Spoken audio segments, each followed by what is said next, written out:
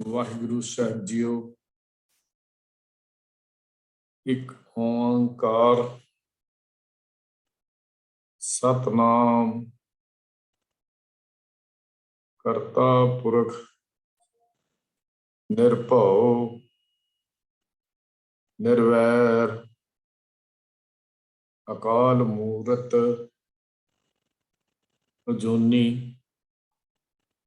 ਸਹਿਬੰ ਗੁਰ ਪ੍ਰਸਾਦ। ਵਾਹਿਗੁਰੂ ਜੀ ਕਾ ਖਾਲਸਾ, ਵਾਹਿਗੁਰੂ ਜੀ ਕੀ ਫਤਿਹ। ਸਨਮਾਨਯੋਗ ਗੁਰੂ ਸਵਾਰਿਓ, ਸਿੱਖ missionary college ਵੱਲੋਂ ਚੱਲ ਰਹੀ ਇਸ ਰੋਜ਼ਾਨਾ ਗੁਰਮਤਿ ਕਲਾਸ ਵਿੱਚ ਆਪ ਸਾਰਿਆਂ ਨੂੰ ਜੀ ਆਇਆਂ।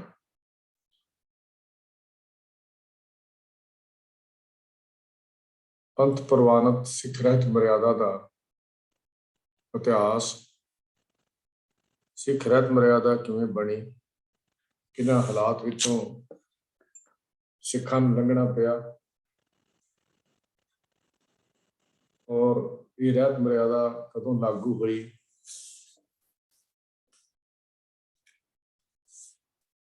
ਧਰਮ ਪ੍ਰਚਾਰ ਕਮੇਟੀ ਨੇ ਕਦੋਂ ਇਸ ਨੂੰ ਦੁਬਾਰਾ ਸੋਧ ਕੇ ਤਿਆਰ ਕੀਤਾ, ਇਹ ਕੁਝ ਵਿਚਾਰਾਂ ਅਸੀਂ ਕਰ ਚੁੱਕੇ ਹਾਂ।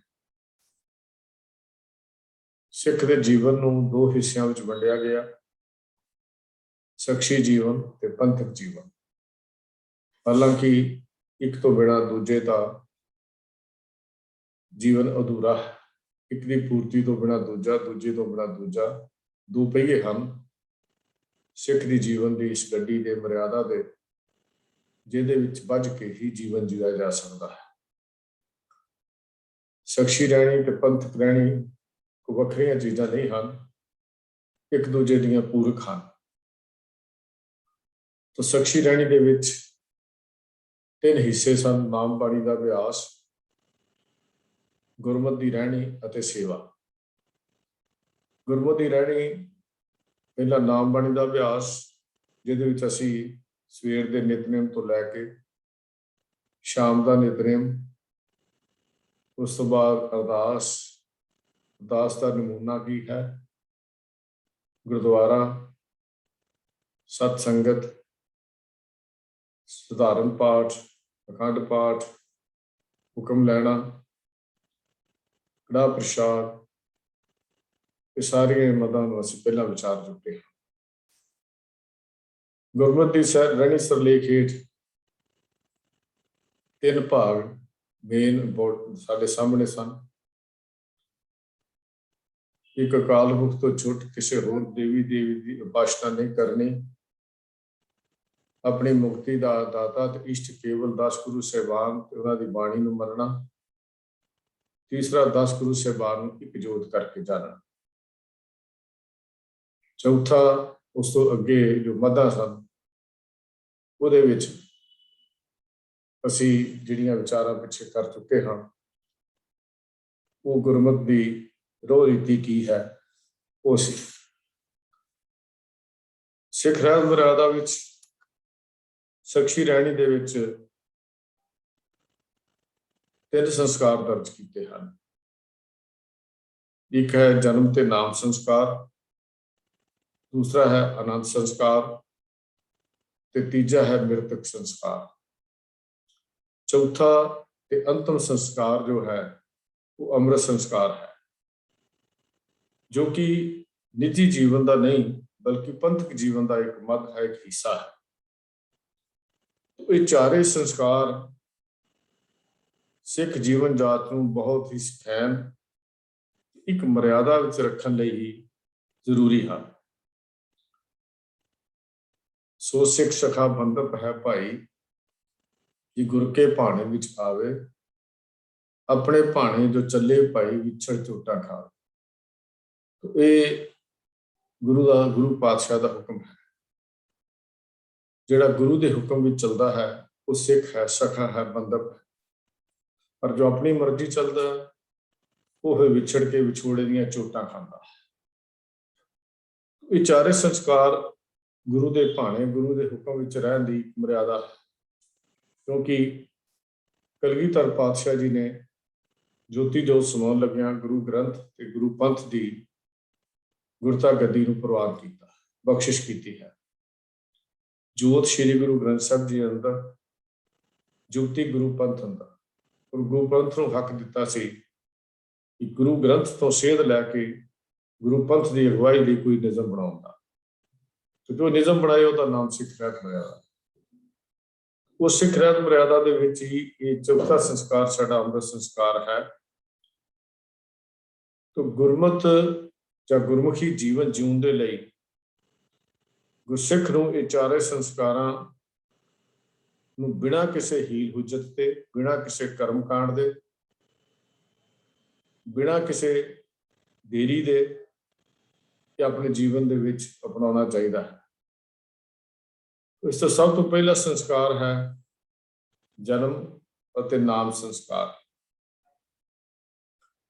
ਸਿੱਖ ਦੇ ਘਰ ਸਿੱਖ ਰਹਿਤ ਮਰਿਆਦਾ ਦਾ ਐਡੀਸ਼ਨ ਜੋ 2015 ਵਿੱਚ ਛਪਿਆ, ਉਹਦੇ ਪੇਜ ਨੰਬਰ 21 ਦੇ ਉੱਤੇ ਜੋ ਦਰਜ ਕੀਤਾ ਗਿਆ, ਮੈਂ ਇਹਨੂੰ ਮੈਨੂੰ ਉਹੀ ਪੜ੍ਹ ਕੇ ਆਪ ਜੀ ਦੇ ਨਾਲ ਸਾਂਝਾ ਕਰ ਰਿਹਾ ਹਾਂ। ਪਹਿਲਾਂ ਇਸ ਸੰਸਕਾਰ ਨੂੰ ਅਸੀਂ ਪੂਰਾ ਪੜ੍ਹ ਲਈਏ, ਫਿਰ ਇਹਦੀ ਵਿਚਾਰ ਅਸੀਂ ਕਰਾਂਗੇ। ਸਿੱਖ ਦੇ ਘਰ ਬਾਲਕ ਦਾ ਜਨਮ ਹੋਣ ਮਗਰੋਂ ਜਦ ਮਾਤਾ ਉੱਠਣ ਬੈਠਣ ਤੇ ਇਸ਼ਨਾਨ ਕਰਨ ਯੋਗ ਹੋ ਜਾਵੇ ਤਾਂ ਦਿਨਾਂ ਦੀ ਕੋਈ ਗਿਣਤੀ ਮੁਕਰਰ ਨਹੀਂ। ਟੱਬਰ ਦੇ ਸੰਬੰਧੀ ਗੁਰਦੁਆਰੇ ਕੜਾਹ ਪ੍ਰਸ਼ਾਦ ਲੈ ਕੇ ਜਾਣ ਜਾਂ ਕਰਾਉਣ ਅਤੇ ਗੁਰੂ ਜੀ ਦੇ ਹਜ਼ੂਰ ਪਰਮੇਸ਼ਰ ਦਿੱਤਾ ਬੰਨਾ, ਸਤਿਗੁਰ ਸਾਚੇ ਦੀਆ ਭੇਜ ਆਦਿ ਖੁਸ਼ੀ ਤੇ ਧੰਨਵਾਦ ਦੇ ਸ਼ਬਦ ਪੜ੍ਹਨ ਉਪਰੰਤ ਜੇਕਰ ਸ੍ਰੀ ਗੁਰੂ ਗ੍ਰੰਥ ਸਾਹਿਬ ਜੀ ਦਾ ਪਾਠ ਰੱਖਿਆ ਹੋਵੇ ਤਾਂ ਪਾਠ ਦਾ ਭੋਗ ਪਾਇਆ ਜਾਏ, ਫਿਰ ਵਾਕ ਲਿਆ ਜਾਏ। ਵਾਕ ਦੇ ਆਰੰਭ ਦੇ ਸ਼ਬਦ ਦਾ ਜੋ ਪਹਿਲਾ ਅੱਖਰ ਹੋਵੇ ਉਸ ਤੋਂ ਗ੍ਰੰਥੀ ਸਿੰਘ ਬੱਚੇ ਦਾ ਨਾਮ ਤਜਵੀਜ਼ ਕਰੇ ਅਤੇ ਸੰਗਤ ਦੀ ਪ੍ਰਵਾਨਗੀ ਲੈ ਕੇ ਨਾਮ ਪ੍ਰਗਟ ਕਰੇ। ਲੜਕੇ ਦੇ ਨਾਮ ਪਿੱਛੇ ਸਿੰਘ ਸ਼ਬਦ ਅਤੇ ਲੜਕੀ ਦੇ ਨਾਮ ਪਿੱਛੇ ਕੌਰ ਸ਼ਬਦ ਲਗਾਇਆ ਜਾਵੇ। ਉਪਰੰਤ ਆਨੰਦ ਸਾਹਿਬ 6 ਪੌੜੀਆਂ ਮਗਰੋਂ ਬੱਚੇ ਦੇ ਨਾਮ ਸੰਸਕਾਰ ਦੀ ਖੁਸ਼ੀ ਦਾ ਜੋਗ ਸ਼ਬਦਾਂ ਵਿੱਚ ਅਰਦਾਸਾ ਕਰਕੇ ਕੜਾਹ ਪ੍ਰਸ਼ਾਦ ਵਰਤਾਇਆ ਜਾਵੇ। ਇਸ ਦੀ ਦੂਜੀ ਮੱਦ ਹੈ ਜਨਮ ਤੇ ਨਾਮ ਸੰਸਕਾਰ ਦੀ। ਜਨਮ ਦੇ ਸੰਬੰਧ ਵਿੱਚ ਖਾਣ ਪੀਣ ਵਿੱਚ ਕੋਈ ਸੂਤਕ ਦਾ ਭਰਮ ਨਹੀਂ ਕਰਨਾ, ਕਿਉਂਕਿ ਜੰਮਣ ਮਰਨਾ ਹੁਕਮ ਹੈ, ਭਾਣਾ ਆਵੇ ਜਾਏ। ਖਾਣਾ ਪੀਣਾ ਪਵਿੱਤਰ ਹੈ, ਜਿੱਥੋਂ ਰਿਜ਼ਕ ਸੰਭਾਏ। ਤੀਜੀ ਮੱਦ ਹੈ ਸ੍ਰੀ ਗੁਰੂ ਗ੍ਰੰਥ ਸਾਹਿਬ ਜੀ ਦੇ ਰੁਮਾਲ ਤੋਂ ਚੋਲਾ ਬਣਾ ਕੇ ਪਾਉਣਾ ਆਦਿ ਮਨਮਤ ਹੈ। ਇਹ ਸੰਖੇਪ ਵਿੱਚ ਜੋ ਸਿੱਖ ਰਹਿਤ ਮਰਿਆਦਾ ਦੇ ਵਿੱਚ ਦਰਜ ਕੀਤਾ ਗਿਆ ਜਨਮ ਤੇ ਨਾਮ ਸੰਸਕਾਰ, ਉਹ ਮੈਂ ਆਪ ਜੀ ਦੇ ਨਾਲ ਸਾਂਝਾ ਕੀਤਾ ਹੈ। ਸੰਸਕਾਰ ਦਾ ਜੋ ਸ਼ਬਦੀ ਅਰਥ ਹੈ ਧਰਮ ਦੀ ਉਹ ਰੀਤੀ ਜਿਸ ਦੇ ਕਰਮ ਨਾਲ ਚਿੱਤ ਉੱਤੇ ਉਹਦਾ ਅਸਰ ਬਣਦਾ ਹੈ। ਗੁਰਮਤਿ ਦੀ ਰਹਿਣੀ ਸਰਲੇਖ ਹੇਠ ਸਿੱਖ ਦੀ ਆਮ ਰਹਿਣੀ ਕਿਰਤ ਵਿਰਤ ਸੰਬੰਧੀ 20 ਨਿਯਮਾਂ ਦੀ ਜੋ ਜਾਣਕਾਰੀ ਹੈ ਉਹ ਅਸੀਂ ਪਿੱਛੇ ਕਰ ਚੁੱਕੇ ਹਾਂ। ਹੁਣ 4 ਵੱਖ-ਵੱਖ ਸੰਸਕਾਰ ਜਿਹੜੇ ਹਨ ਉਹਨਾਂ ਦਾ ਜ਼ਿਕਰ ਜਿਹੜਾ ਹੈ ਉਹ ਆਇਆ ਹੈ। ਪਹਿਲੀ ਧਾਰਾ ਉਹਦੇ ਜਨਮ ਤੇ ਨਾਮ ਸੰਸਕਾਰ ਦੀ ਹੈ। ਬੱਚੇ ਦੇ ਜਨਮ ਤੋਂ ਕੁਝ ਦਿਨਾਂ ਦੀ ਕੋਈ ਗਿਣਤੀ ਨਿਸ਼ਚਿਤ ਨਹੀਂ। ਜਦੋਂ ਬੱਚੇ ਦੀ ਮਾਤਾ ਤੰਦਰੁਸਤ ਮਹਿਸੂਸ ਕਰਦੀ, ਉੱਠਣ ਬੈਠਣ ਤੇ ਇਸ਼ਨਾਨ ਕਰਨ ਯੋਗ ਹੋ ਜਾਵੇ, ਭਾਵ ਸਾਵਧਾਨ ਹੋ ਕੇ ਬੱਚੇ ਦੀ ਸੰਭਾਲ ਕਰ ਸਕਦੀ ਹੋਵੇ, ਤਾਂ ਪਰਿਵਾਰ, ਮਾਤਾ ਤੇ ਬੱਚੇ ਆਪਣੇ ਰਿਸ਼ਤੇਦਾਰ, ਮਿੱਤਰਾਂ, ਸੰਬੰਧੀਆਂ ਨਾਲ ਕੜਾਹ ਪ੍ਰਸ਼ਾਦ ਲੈ ਕੇ ਜਾਂ ਉੱਥੇ ਕਰਾਉਣ ਲਈ ਗੁਰੂ ਸਾਹਿਬ ਦੇ ਹਜ਼ੂਰ ਪਿਆਰ ਨਾਲ ਜੁੜ ਕੇ ਕੁਝ ਸ਼ਬਦਾਂ ਦਾ ਕੀਰਤਨ ਕਰਨਾ, ਫਿਰ ਮਿਲ ਕੇ ਕਰਨਾ। जे पहला सहज पाठ या सधारण पाठ रखा होवे तां ओहदा भोग पाया जावे, वाक लिया जावे। शब्द के आरंभ का जो पहला शब्द है उस तो ग्रंथी सिंह बच्चे का नाम तजवीज़ करे ते परिवारक सहमति के नाल संगत की प्रवानगी लई जावे। लड़के के नाम पिछे सिंह शब्द और लड़की के नाम पिछे कौर शब्द लाया जाए। फिर 6 पौड़ियां नाथ साहब जी का पाठ करके अकाल पुरख के चरणों च बच्चे के जन्म के नाम संस्कार की खुशी विच धन्यवाद अते माता ते बच्चे की तंदुरुस्ती की अरदास ये सोच के ये जियो तेरा भेजा होया आया है, ये मालिक जियो तेरी शरण तेरे भरोसा है, तेरे ते विश्वास है, हिम्मत ते सेवा बख्शना। इसनों अपने चरण कमलों की प्रीत ये अरदास साडी सिक्खी की होनी चाहिए। होर जिथे शब्दावली असीं यूज करते हैं वरतते हाँ, कम से कम असें सिक्खी दान ते भरोसा दान जिहड़ा है इस अरदास विच जरूर मंगिया करिए। जोग शब्दां विच अरदास की जाए उस तो बाद मुख वाक लैन तो बाद कड़ाह प्रसाद जिहड़ा है वो वरताया जाए। हुण इहदे विच कुछ नुकते साडे सामने आउंदे हन।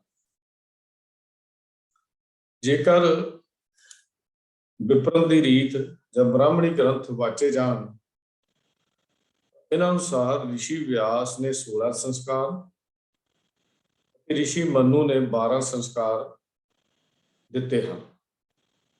पर हिंदू मत ने ऋषि व्यास के दिते हुए संस्कारों को अपना लिया। 16 संस्कार हैं। मैं उन्होंने व्याख्या नहीं करांगा, सिर्फ टूक मात्र गल सानू पता होनी चाहिए है कि ये संस्कार के भाव की हैं। 16 संस्कार जो हिंदू मत में गर्भ धारण करने तो शुरू हो के जिंदगी के हर पड़ाव से ब्राह्मण देवता की शमूलीयत, लंबे चौड़े कर्म कांड ते दान दक्षिणा जजमान को जीवन भर उन्हें निचोड़िया होया है, अपने जजमान का खून पींदा रहिंदा। तो इन्हां दा वेरवा बहुता देने की लोड़ नहीं, पर सानू इन्नी की गल समझनी चाहिए है। कबीर बामण गुरु है जगत का, भगतन का गुरु नानक। ये बामण जगत का गुरु हो सकता है, पर रब्बी प्यारिया का गुरु है नहीं। अर्ज उर्ज के पचमुआ चारों वेदों मार। तो इस संस्कार दे विच हुण आपां थोड़ी जी विचार करिए भी ये संस्कार की है। ये विचार करने तो पहला भी एक होर विचार जरूरी है कि जो सिख रहत मर्यादा 1936 दे विच छाप के वंडी गई या तैयार की गई, उसकी मत के बहुत बड़ा एक फर्क है पाया गया जो 1945 दे विच चेंज की गई।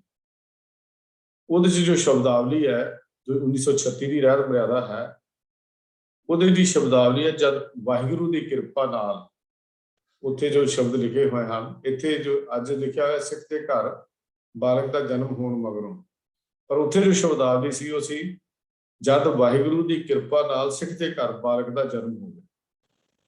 तो गुड़ती की थां ते उत्थे जो लिखा, पहला मैं 1936 की आप जी को जरूर दसना चाहना भी अज भी कुछ घराणियां दे विच मर्यादा जी चल रही है, पर पंथ ने इस मर्यादा को जिहड़ा है वो 1936 तो लैके 1945 मशवरे करके बदल दिता सी। जो 1936 की मर्यादा सी उहदे च इह सी जद वाहिगुरू की कृपा नाल सिख के घर बालक का जन्म होवे तां गुड़ती की थां जल विच पतासे पा के मूल मंत्र उच्चारण करके कृपान की नोक नाल 1-2 बूंदां बालक के मूँह च पा दित्तियां जाण, बाकी का जल माता पी लवे। फिर धियां पुत सब हरके किए गुरु आख अनुसार वाहिगुरू के धन्यवाद ते माता की रोगता लई अरदास कीता जावे। जद माता उठन बैठन ते इशनान करने योग होवे तां दिनां दी कोई गिनती मुकरर नहीं, टब्बर दे संबंधी गुरुद्वारे कड़ाह प्रसाद लैके जान जां कराउण अते इहो ही जो शब्दावली साडी हुण दी रहत मर्यादा विच है वो लिखी गई है। हुण तब्दीली जिहड़ी आई ਉਹਦਾ ਜ਼ਿਕਰ ਜ਼ਰੂਰ ਕਰਨਾ ਚਾਹਨਾ ਜਨਮ ਤੇ ਨਾਮ ਸੰਸਕਾਰ ਵਾਲੇ ਇਸ ਅਧਿਆਏ ਵਿੱਚ 1945 ਦੇ ਵਿੱਚ ਵੱਡੀ ਤਬਦੀਲੀ ਕਰਕੇ ਇਹਦੀ ਤਰਤੀਬ ਜਿਹੜੀ ਸੀ ਉਹ ਦਿੱਤੀ ਗਈ। 1936 ਵਾਲੀ ਮਰਿਆਦਾ ਦੇ ਵਿੱਚ 4 ਮੱਦਾਂ ਸਨ। ਪਹਿਲੀ ਗੁੜਤੀ ਬਾਰੇ ਸੀ, ਜੋ 1945 ਵਿੱਚ ਤਬਦੀਲ ਕਰਕੇ ਗੁੜਤੀ ਵਾਲੀ ਮੱਦ ਜਿਹੜੇ ਮੱਦ ਸੀ ਚੋਂ ਹਟਾ ਦਿੱਤੀ ਗਈ ਤੇ ਉਹਦੀਆਂ 3 ਮੱਦਾਂ ਹੀ ਕਰ ਦਿੱਤੀਆਂ ਗਈਆਂ। ਪਹਿਲੀ ਮੱਦ ਵਿੱਚ ਵਾਹਿਗੁਰੂ ਦੀ ਕਿਰਪਾ ਨਾਲ ਸਿੱਖ ਦੇ ਘਰ ਬਾਲਕ ਦਾ ਜਨਮ ਹੋਵੇ ਥਾਂ ਤੇ ਹੁਣ ਕੇਵਲ ਸਿੱਖ ਦੇ ਘਰ ਬਾਲਕ ਦਾ ਜਨਮ ਹੋਣਾ ਲਿਖਿਆ ਹੈ। ਇੱਥੇ ਵਾਹਿਗੁਰੂ ਦੀ ਕਿਰਪਾ ਦੇ ਲਫ਼ਜ਼ ਕੱਟ ਦਿੱਤੇ ਗਏ। ਇਹ ਮਹੱਤਵਪੂਰਨ ਤਬਦੀਲੀ ਧਾਰਮਿਕ ਸਲਾਹਕਾਰ ਕਮੇਟੀ ਦੀ 13ਵੀਂ ਬੈਠਕ 13ਵੀਂ ਇਕੱਤਰਤਾ ਜੋ 7 ਜਨਵਰੀ 1945 ਦੇ ਮਤਾ ਨੰਬਰ 10 ਰਾਹੀਂ ਉਹ ਕੀਤੀ ਗਈ ਸੀ। ਉਹ ਮਤਾ ਜੋ ਹੈ ਉਹ ਇਸ ਤਰ੍ਹਾਂ ਲਿਖਿਆ ਹੋਇਆ ਹੈ, ਹੈਡਿੰਗ ਜਨਮ ਤੇ ਨਾਮ ਸੰਸਕਾਰ ਦਾ ਅੰਕ ਉੱਤੇ 10ਵੀਂ ਸੋਧ ਜਿਹੜੀ ਹੈ ਕੀਤੀ ਗਈ, ਊੜਾ ਸਾਰਾ ਕੱਢ ਦਿੱਤਾ ਜਾਵੇ, ਭਾਵ ਵਾਹਿਗੁਰੂ ਦੇ ਜਨਮ ਵਾਲਾ ਅੱਖਰ ਉਹ ਸਾਰਾ ਕੱਢ ਦਿੱਤਾ ਜਾਵੇ। ਐੜੇ ਨੂੰ ਊੜਾ ਤੇ ਈੜੀ ਨੂੰ ਐੜਾ ਮੱਧ ਜਿਹੜੀ ਕਰ ਦਿੱਤੀ ਜਾਵੇ, ਭਾਵ ਇੱਕ ਮੱਧ ਪਹਿਲੀ ਉਡਾ ਦਿੱਤੀ ਗਈ। ਤੋ ਇੱਥੇ ਊੜੇ ਦੇ ਸ਼ੁਰੂ ਦੇ ਲਫ਼ਜ਼ਾਂ 'ਚ ਸਿੱਖ ਦੇ ਘਰ ਬਾਲਕ ਦਾ ਜਨਮ ਹੋਣ ਮਗਰੋਂ ਵਧਾ ਦਿੱਤੇ ਜਾਣ, ਭਾਵ ਇਹ ਲਫ਼ਜ਼ ਜਿਹੜੇ ਸੀ ਅਦਲਾ ਬਦਲੀ ਕੀਤੀ ਗਈ।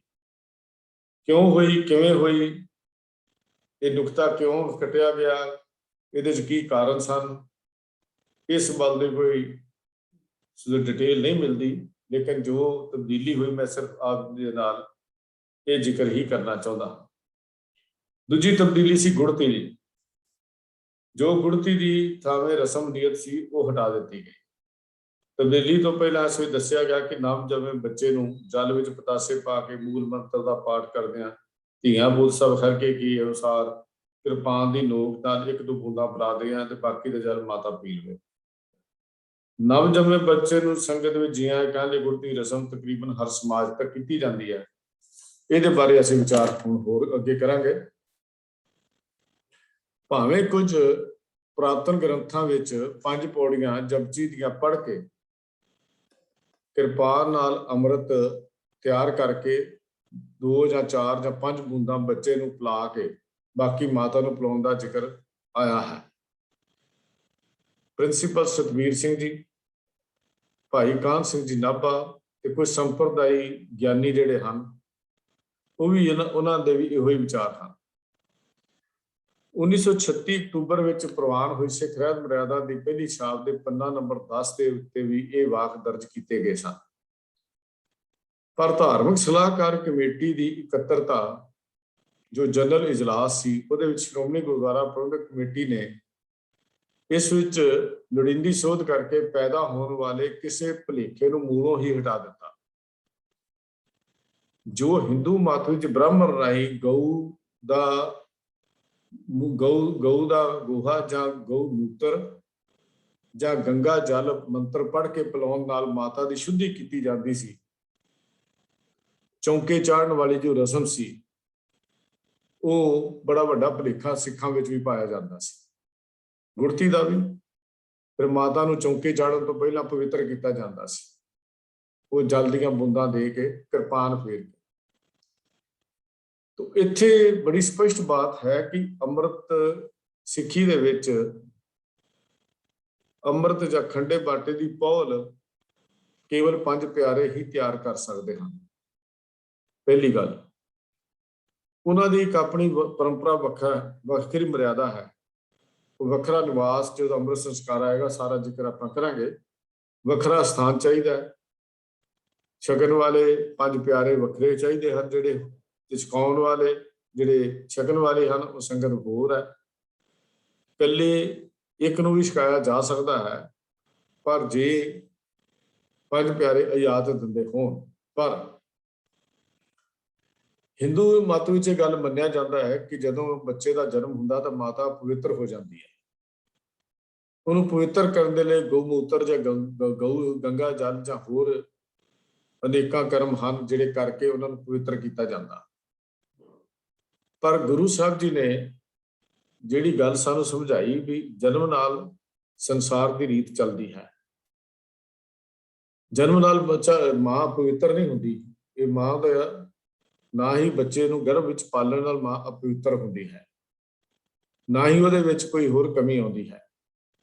ਫਿਰ ਉਹਨੂੰ ਪਵਿੱਤਰਤਾ ਦੀ ਲੋੜ ਕਿਉਂ ਹੈ? ਇਹ ਹਿੰਦੂ ਸਮਾਜ ਵਿੱਚੋਂ ਆਇਆ ਹੋਇਆ ਜਿਹੜਾ ਸਿਧਾਂਤ ਸੀ ਗੁੜਤੀ ਦਾ ਜਾਂ ਖੰਡੇ ਬਾਟੇ ਦੀ ਨੋਕ ਦਾ ਬੂੰਦਾਂ ਪਿਲਾਉਣ ਦਾ, ਇਹ ਪੰਥ ਦੇ ਵਿਦਵਾਨਾਂ ਨੇ ਉਹਨੂੰ ਮੂਲੋਂ ਹੀ ਰੱਦ ਕਰਕੇ 1945 ਦੇ ਵਿੱਚ ਇਹ ਮਰਿਆਦਾ ਜਿਹੜੀ ਸੀ ਉਹ ਬਣਾ ਦਿੱਤੀ। ਉਹ ਜੋ ਸਾਡੇ ਸਾਹਮਣੇ ਹੈ, ਜਿਹਨੂੰ ਅਸੀਂ ਪੜ੍ਹਿਆ ਹੈ, ਜੋ ਆਪਣੀ ਸਕਰੀਨ ਦੇ ਉੱਤੇ ਹੈ, ਇਹ ਮਰਿਆਦਾ ਜਿਹੜੀ ਸੀ ਬਣ ਗਈ। ਤੋ ਇਸ ਦਾ ਜਿਹੜਾ ਵੇਰਵਾ 1945 ਦੀ ਜੋ ਸੋਧ ਧਾਰਮਿਕ ਸਲਾਹਕਾਰ ਕਮੇਟੀ ਹੈ ਉਹਨੇ ਸਾਰਾ ਦਿੱਤਾ ਹੈ, ਜੋ 3 ਫਰਵਰੀ 1945 ਨੂੰ ਵਿਸ਼ੇਸ਼ ਜਨਰਲ ਇਕੱਤਰਤਾ ਜਿਹੜੀ ਸੀ ਹੋਈ, ਜਿਹਦੇ ਵਿੱਚ ਇਹ ਸਾਰੀਆਂ ਸੋਧਾਂ ਜਿਹੜੀਆਂ ਸੀ ਉਹ ਕੀਤੀਆਂ ਗਈਆਂ। ਹੁਣ ਅਗਲੀ ਗੱਲ ਸੀ ਗ੍ਰੰਥੀ ਸਿੰਘ ਵੱਲੋਂ ਬੱਚੇ ਦਾ ਨਾਮ ਤਜਵੀਜ਼ ਕਰਕੇ ਸੰਗਤ ਦੀ ਪ੍ਰਵਾਨਗੀ ਲੈਣ ਦਾ ਕਾਰਨ ਬੱਚੇ ਦਾ ਨਾਮ ਸਿੱਖ ਸੱਭਿਆਚਾਰ ਮੁਤਾਬਕ ਹੋਣਾ ਚਾਹੀਦਾ ਹੈ। ਉਹਦਾ ਕਾਰਨ ਸੀ ਇਹ ਕਿਉਂ ਰੱਖਿਆ, ਇੱਥੇ ਮੈਂ ਹੋਰ ਜ਼ਿਕਰ ਕਰਨਾ ਚਾਹੁੰਦਾ। ਇਹਦੀ ਬਹੁਤ ਮਹਾਨਤਾ ਹੈ, ਨਾਮ ਸੰਸਕਾਰ ਦੀ ਬਹੁਤ ਮਹਾਨਤਾ ਹੈ, ਜਿਹਨੂੰ ਅਸੀਂ ਆਮ ਖਿਲੌਣਾ ਜਿਹਾ ਸਮਝ ਲੈਂਦੇ ਹਾਂ ਜਾਂ ਮਜ਼ਾਕੀਆ ਤੌਰ ਤੇ ਅਸੀਂ ਉੱਥੇ ਇਕੱਠੇ ਹੋ ਕੇ ਕਈ ਵਾਰੀ ਗੁਰੂ ਸਾਹਿਬ ਦੀ ਹਜ਼ੂਰੀ ਵਿੱਚ ਵੀ ਨਾਮ ਰੱਖਣ ਲੱਗਿਆ ਬੜੇ ਮਜ਼ਾਕ ਜਿਹੇ ਕਰਦੇ ਹਾਂ, ਪਰ ਇਹ ਬੜੀ ਮਹੱਤਵਪੂਰਨ ਮੱਦ ਹੈ। ਬੜੀ ਖੂਬਸੂਰਤ ਬਾਤ ਹੈ ਕਿ ਮਨੁੱਖਾ ਜੀਵਨ ਕੀ ਹੈ। ਮਨੁੱਖਾ ਜੀਵਨ ਇੱਕ ਹੱਟੀ ਹੈ, ਇੱਕ ਦੁਕਾਨ ਹੈ, ਜਿੱਥੇ ਅਸੀਂ ਵਪਾਰ ਕਰਨ ਆਏ ਹਾਂ। ਸੰਸਾਰ ਦੇ ਵਿੱਚ ਵਪਾਰ ਕਰਨ ਆਇਆ ਵਪਾਰੀ ਹੈ ਮਨੁੱਖ, ਕੁਝ ਵਿਹਾਜਨ ਆਇਆ, ਕੁਝ ਕੱਟਣ ਆਇਆ। ਪਰ ਹੱਟੀ ਦਾ ਇੱਕ ਅਸੂਲ ਹੈ ਕਿ ਜਦੋਂ ਪਾਰਟਨਰਸ਼ਿਪ ਹੋਵੇ, ਭਾਈਵਾਲੀ ਹੋਵੇ, ਤਾਂ ਉਦੋਂ ਹਰ ਭਾਈਵਾਲ ਦੀ ਸਲਾਹ ਹੋਣੀ ਬੜੀ ਜ਼ਰੂਰੀ ਹੈ। ਹੁਣ ਸਿੱਖ ਦੇ ਜੀਵਨ ਦੀ ਹੱਟੀ ਦੇ ਨਾਲ ਪਾਰਟਨਰਸ਼ਿਪ ਹੈ। ਪਾਰਟਨਰਸ਼ਿਪ ਕਿਹਦੇ ਨਾਲ ਹੈ? ਗੁਰੂ ਦੇ ਨਾਲ। ਸਾਡੀ ਪਾਰਟਨਰਸ਼ਿਪ ਕਿਹਦੇ ਨਾਲ ਹੈ? ਗੁਰੂ ਦੇ ਨਾਲ ਹੈ। ਹੁਣ ਜਦੋਂ ਇਸ ਜੀਵਨ ਦੀ ਸਭ ਤੋਂ ਪਹਿਲਾਂ ਜਦੋਂ ਕੋਈ ਬਿਜ਼ਨਸ ਸ਼ੁਰੂ ਕਰਨਾ ਹੋਵੇ, ਦੁਕਾਨ ਲਈ ਜਾਂਦੀ ਹੈ, ਹੱਟੀ ਲਈ ਜਾਂਦੀ ਹੈ, ਸਭ ਤੋਂ ਪਹਿਲਾ ਕੰਮ ਹੁੰਦਾ ਉਹਦਾ ਨਾਮ ਰੱਖਣਾ। ਤੋ ਨਾਮ ਜਿਹੜਾ ਰੱਖਣਾ ਹੈ ਉਹ ਇਕੱਲਾ ਵਿਅਕਤੀ ਇਕੱਲਾ ਪਾਰਟਨਰ ਨਹੀਂ ਰੱਖਦਾ, ਉਹ ਹਰ ਪਾਰਟਨਰ ਦੀ ਸਲਾਹ ਲੈਂਦਾ ਹੈ। 2 ਹੋਣ, 3 ਹੋਣ, 4 ਹੋਣ, ਉਹਨਾਂ ਦੀ ਮਰਜ਼ੀ ਮੁਤਾਬਕ, ਉਹਨਾਂ ਦੀ ਆਪਸੀ ਰਜ਼ਾਮੰਦੀ ਮੁਤਾਬਕ, ਸਹਿਮਤੀ ਮੁਤਾਬਕ ਨਾਮ ਜਿਹੜਾ ਹੈ ਉਹ ਰੱਖਿਆ ਜਾਂਦਾ ਹੈ। ਉਹ ਸਹਿਮਤੀ ਮੁਤਾਬਕ ਹੀ ਨਾਮ ਜਿਹੜਾ ਰੱਖਿਆ ਜਾਂਦਾ ਹੈ, ਆਪਣੀ ਮਰਜ਼ੀ ਨਾਲ ਨਾਮ ਨਹੀਂ ਰੱਖਿਆ ਜਾਂਦਾ। ਜੇ ਸਹਿਮਤੀ ਨਾ ਲਈ ਜਾਏ ਤੇ ਤੜਕ ਕਰਕੇ ਪਾਰਟਨਰਸ਼ਿਪ ਟੁੱਟ ਜਾਂਦੀ ਹੈ। ਜੀ ਮੈਂ ਆਮ ਦੁਨਿਆਵੀ ਉਦਾਹਰਨ ਆਪ ਜੀ ਦੇ ਨਾਲ ਸਾਂਝੀ ਕਰ ਰਿਹਾ। ਹੁਣ ਸਿੱਖ ਦੀ ਜੀਵਨ ਦੀ ਹੱਟੀ ਹੈ, ਇਹਦੀ ਪਾਰਟਨਰਸ਼ਿਪ ਹੈ ਗੁਰੂ ਦੇ ਨਾਲ। ਇੱਕ ਹੈ ਸ੍ਰੀ ਗੁਰੂ ਗ੍ਰੰਥ ਸਾਹਿਬ ਜੀ ਦੇ ਨਾਲ, ਜਿੱਥੇ ਅਸੀਂ ਜਿਹਦੇ ਅੱਗੇ ਅਰਦਾਸ ਕਰਨੀ ਹੈ। ਇੱਕ ਸਾਡੀ ਪਾਰਟਨਰਸ਼ਿਪ ਹੈ ਸਾਹਿਬ ਸ੍ਰੀ ਗੁਰੂ ਕਲਗੀਧਰ ਪਾਤਸ਼ਾਹ ਗੁਰੂ ਗੋਬਿੰਦ ਸਿੰਘ ਜੀ ਮਹਾਰਾਜ ਦੇ ਨਾਲ, ਜਿਹੜੀ ਅਸੀਂ ਭਾਈਵਾਲੀ, ਸਾਡੇ ਭਾਈਵਾਲ ਹਾਂ। ਹੁਣ ਅਸੀਂ ਜੀਵਨ ਦੀ ਹੱਟੀ ਦਾ ਨਾਮ ਰੱਖਣਾ। ਸਭ ਤੋਂ ਪਹਿਲਾ ਕੰਮ ਇਹ ਹੁੰਦਾ ਵੀ ਪਹਿਲਾ ਜੋ ਜੀਵਨ ਦੀ ਇਹ ਚਾਲ ਸ਼ੁਰੂ ਹੋਣੀ ਹੈ ਤਾਂ ਉਹਦਾ ਨਾਮ ਰੱਖਿਆ ਜਾਏ। ਹੁਣ ਨਾਮ ਸਿੱਖ ਆਪਣੀ ਮਰਜ਼ੀ ਨਾਲ ਨਹੀਂ ਰੱਖ ਸਕਦਾ। ਅੱਜ ਸਾਡੇ ਅੰਦਰ ਰਿਵਾਜ ਬਣ ਗਿਆ ਕਿ ਅਸੀਂ ਪਹਿਲਾਂ ਹੀ ਨਾਮ ਸਿਲੈਕਟ ਕਰ ਲੈਂਦੇ ਹਾਂ ਤੇ ਅਸੀਂ ਇਹੋ ਹੀ ਨਾਂ ਰੱਖਣਾ ਤੇ ਉਹੀ ਰੱਖ ਲੈਂਦੇ ਹਾਂ। ਅਰਦਾਸ ਕਰਤੀ ਜਾਂਦੀ ਹੈ। ਮਰਿਆਦਾ ਨਹੀਂ ਹੈ, ਪਰੰਪਰਾ ਨਹੀਂ ਹੈ। ਪਰੰਪਰਾ ਦੇ ਵਿੱਚ ਗੁਰੂ ਦੀ ਮਰਜ਼ੀ ਹੈ, ਗੁਰੂ ਦਾ ਹੁਕਮ ਵੀ ਹੈ। ਹੁਣ ਸਿੱਖ ਆਪਣੀ ਮਰਜ਼ੀ ਨਾਲ ਨਾਮ ਨਹੀਂ ਰੱਖ ਸਕਦਾ। ਸਭ ਤੋਂ ਪਹਿਲਾਂ ਉਹਦਾ, ਕਿਉਂਕਿ ਜਾਗਤ ਜੋਤ ਸਤਿਗੁਰੂ ਮੌਜੂਦਾ ਸਤਿਗੁਰੂ ਗੁਰੂ ਗ੍ਰੰਥ ਸਾਹਿਬ ਜੀ ਹਨ, ਤਾਂ ਗੁਰੂ ਗ੍ਰੰਥ ਸਾਹਿਬ ਜੀ ਦਾ ਪਹਿਲਾ ਅੱਖਰ ਹੁਕਮ ਦਾ ਜਿਹੜਾ ਆਉਂਦਾ ਹੈ, ਉਹਨਾਂ ਨੇ ਆਦੇਸ਼ ਦਿੱਤਾ ਵੀ ਇਹ ਪਹਿਲੇ ਅੱਖਰ ਮੇਰੇ ਵੱਲੋਂ ਹੈ, ਇਹ ਗੁਰੂ ਵੱਲੋਂ ਅੱਖਰ ਹੈ। ਬਾਕੀ ਵਿਚਲਾ ਹੁਣ ਤੇਰੀ ਮਰਜ਼ੀ ਹੈ। ਉਹ ਸਾਨੂੰ ਜਿਹੜਾ ਦੂਜਾ ਅਸੀਂ ਪਾਰਟਨਰ ਹਾਂ, ਉਹਨਾਂ ਸਾਨੂੰ ਮਰਜ਼ੀ ਕਰਨ ਦਾ ਵੀ ਹੱਕ ਦਿੱਤਾ। ਅਸੀਂ ਹਰਜੀਤ ਨਾਂ ਰੱਖਿਆ, ਹਾਂ ਗੁਰੂ ਸਾਹਿਬ ਜੀ ਨੇ ਭੇਜਿਆ, ਬਾਕੀ ਅੱਖਰ ਅਸੀਂ ਆਪ ਲਾ ਲਏ। ਇਸੇ ਤਰ੍ਹਾਂ ਕਿਸੇ ਦਾ ਨਾਂ ਜਸਵੀਰ ਹੈ, ਕਿਸੇ ਦਾ ਨਾਂ ਜਰਨੈਲ ਹੈ, ਕਿਸੇ ਦਾ ਨਾਂ ਗੁਰਮੁਖ ਹੈ, ਕਿਸੇ ਦਾ ਨਾਮ ਮਹਾਂ ਸਿੰਘ ਹੈ, ਕਿਸੇ ਦਾ ਮਹਿਤਾਬ ਸਿੰਘ ਹੈ, किसी का कौर है, किसी का कोई अमृत कौर है, कुछ भी ना हो सकता। हुण जे बच्चे का नाम गुरु की मर्जी मुताबिक ना होवे तो फिर साडी गुरु नाल तो भाईवाली वैसे ही टुट जाएगी। तो पहला नाम का अखर जिहड़ा साडे नां रखण दा गुरु दिंदा है, साडी मर्जी नहीं है, बस जिहड़ा मर्जी रख लईए, जिहड़ा मर्जी डिसाइड कीता वो रख लिया। ये नहीं है, साडी मर्जी नहीं चलनी। विचला हिस्सा साडी मर्जी है, पर आखिरी हिस्सा फिर गुरु की मर्जी है। वो है सिंह जां कौर, वो भी गुरु ने दिता होया ना है। कलगीधर पातशाह का आदेश सी भी सिंह ते कौर लफज जरूरी कर दिते गए। जदों खालसे की सिरजना हुई ये लफज जरूरी किए गए। बच्चा है तो सिंह, बच्ची है तो कौर। तो बड़ी स्पष्ट जी गल हो गई कि सानू केवल अधिकार विचला नाम रखने का है। पहले अखर भी गुरु ने देने हैं ते आखिरी अखर भी गुरु ने दिते हुए हैं। हुण इहदे सानू वाधा घाटा करने का भी हक नहीं है। ਜਿਹੜੀ गुरु वालों बख्शे हुए ना आखिरी अखर तो बाद असीं फिर अपने मर्जी दे नाल कोई नवीं पूछ लाउंदे हां, जां इह कह लईए कि असीं फिर भी अपने आप नूं दस्सण दे लई भी साडी जात बरादरी की है वो असीं नाल लाउने हां। ये सानू हक ही नहीं दिता गुरु ने।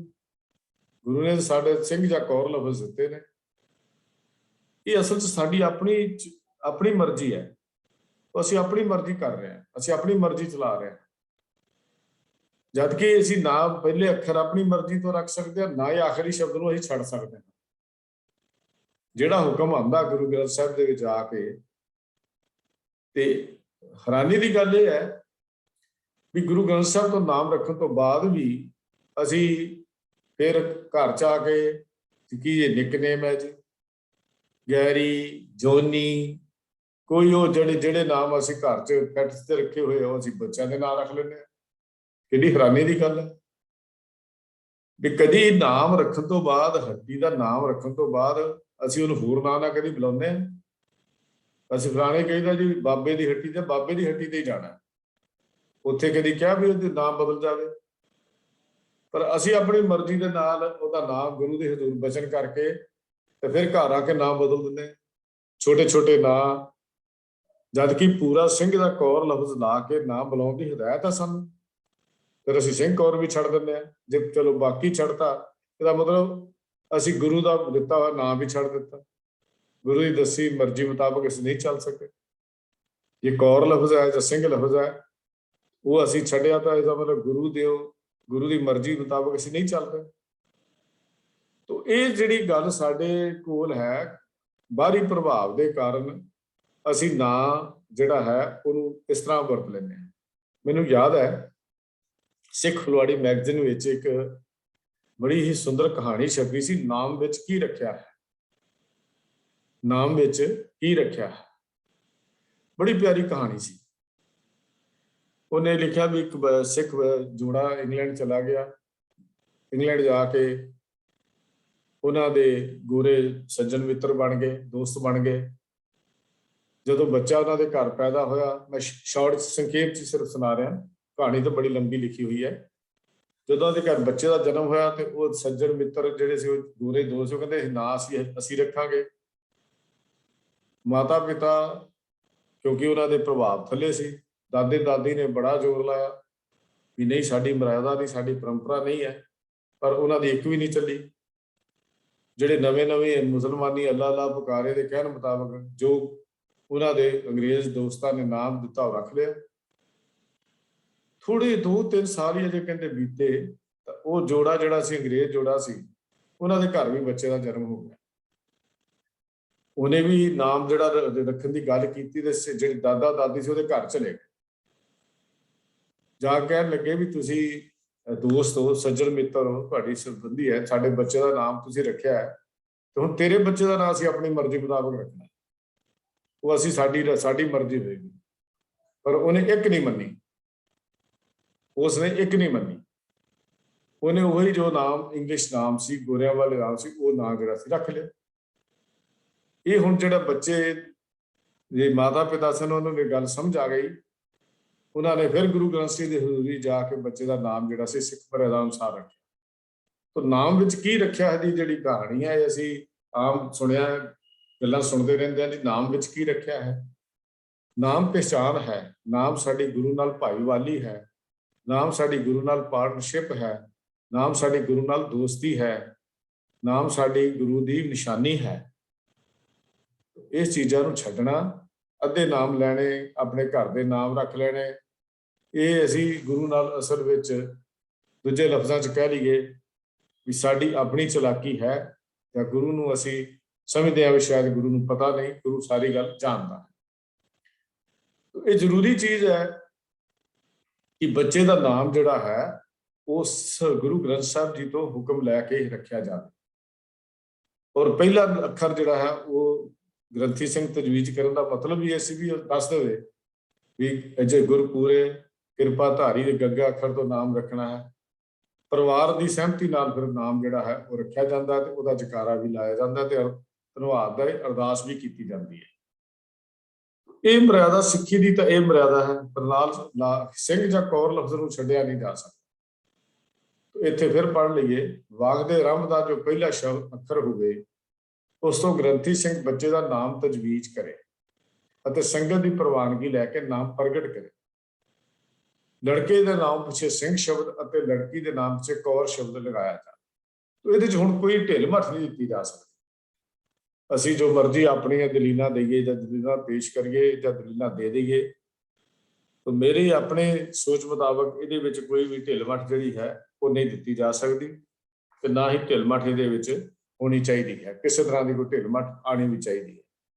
ਸਾਨੂੰ ਵੀ ਘਰ 'ਚ ਆਪਣੇ ਬੱਚਿਆਂ ਦੇ ਨਾਮ ਪੂਰੇ ਸਿੰਘ ਤੇ ਕੌਰ ਨਾਲ ਹੀ ਬੁਲਾਉਣੇ ਚਾਹੀਦੇ ਹਨ ਔਰ ਅਵਾਇਡ ਕਰਨਾ ਚਾਹੀਦਾ ਵੀ ਅਸੀਂ ਬੱਚਿਆਂ ਦੇ ਛੋਟੇ ਛੋਟੇ ਨਾਮ ਰੱਖ ਕੇ ਉਹਨਾਂ ਨੂੰ ਉਸ ਨਾਂ ਤੋਂ ਜੋ ਨਾਂ ਸਾਨੂੰ ਗੁਰੂ ਨੇ ਬਖਸ਼ਿਆ ਹੈ ਉਹਨਾਂ ਤੋਂ ਪਿੱਛੇ ਹਟ ਜਾਈਏ। ਤੇ ਸਾਨੂੰ ਕਮ ਸੇ ਕਮ ਅਵਾਇਡ ਕਰਨਾ ਚਾਹੀਦਾ ਹੈ ਕਿਉਂਕਿ ਸਾਨੂੰ ਸਮਝ ਨਹੀਂ ਸੀ ਅਸੀਂ ਕਰ ਲਿਆ, ਪਰ ਜਦੋਂ ਸਮਝ ਆ ਗਈ ਤਾਂ ਫਿਰ ਅਸੀਂ ਇਸ ਗੱਲ ਤੋਂ ਪਿੱਛੇ ਨਹੀਂ ਹਟ ਸਕਦੇ। ਤੋ ਇੱਥੇ ਫਿਰ ਸੰਗਤ ਦੀ ਪ੍ਰਵਾਨਗੀ ਦੀ ਵੀ ਨਾਲ ਗੱਲ ਕੀਤੀ ਹੈ। ਇਹਦਾ ਮਤਲਬ ਹੈ ਵੀ ਜੇ ਬੱਚੇ ਦਾ ਨਾਮ ਸਿੱਖ ਸੱਭਿਆਚਾਰ ਦੇ ਅਨੁਕੂਲ ਨਾ ਹੋਵੇ